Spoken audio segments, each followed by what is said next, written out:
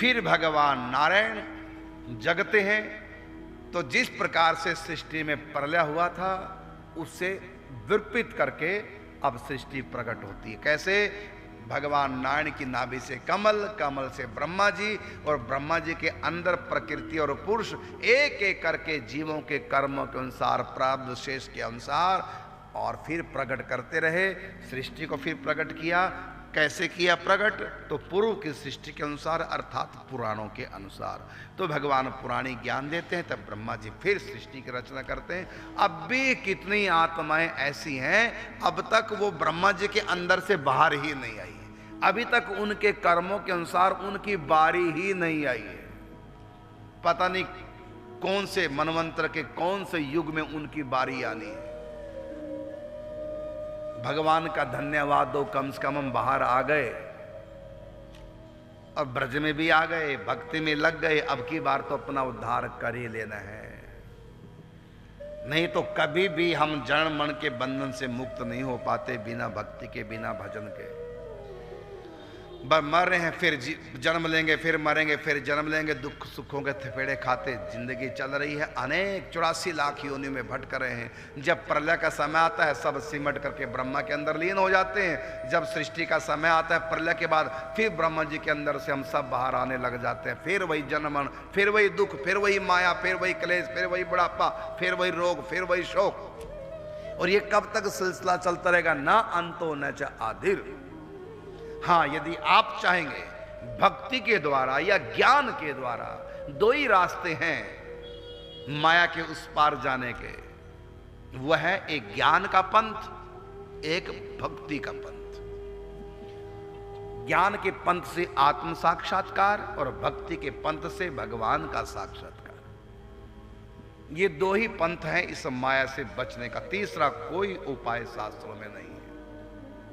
इसलिए एक उपाय का नाम है, पंथ का नाम है अद्वैत पंथ, एक का नाम है द्वैत पंथ। एक का नाम है अभेद भक्ति, एक का नाम है भेद भक्ति। या कह लो एक का नाम ज्ञान, एक का नाम भक्ति। या कह लो एक निराकार पंथ, एक साकार पंथ। इनके नाम अनेक हैं, दो ही रास्ते हैं, तीसरा कोई रास्ता है ही नहीं जो इस माया से, जड़ मन से हमको बचा दे।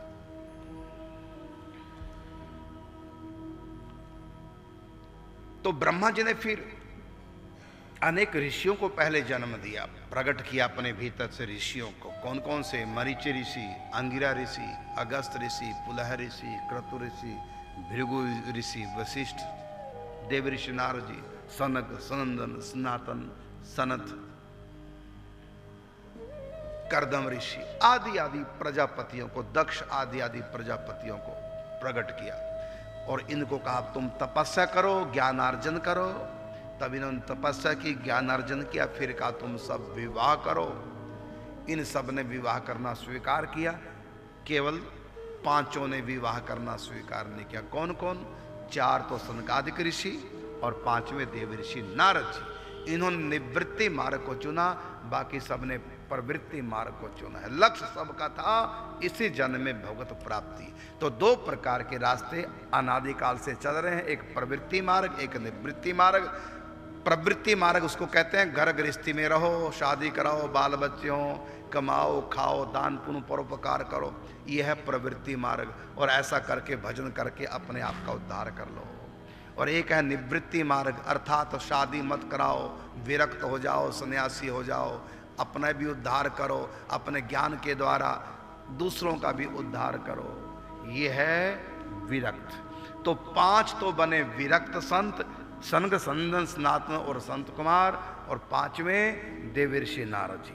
और इनके सिवा जितने भी थे, मरीचि, अत्रि, अंगिरा, पुलस, पुलहा, क्रतु, भृगु, वशिष्ठ, कर्दम, दक्ष आदि आदि, ये सब गृहस्थ धर्म का पालन किया।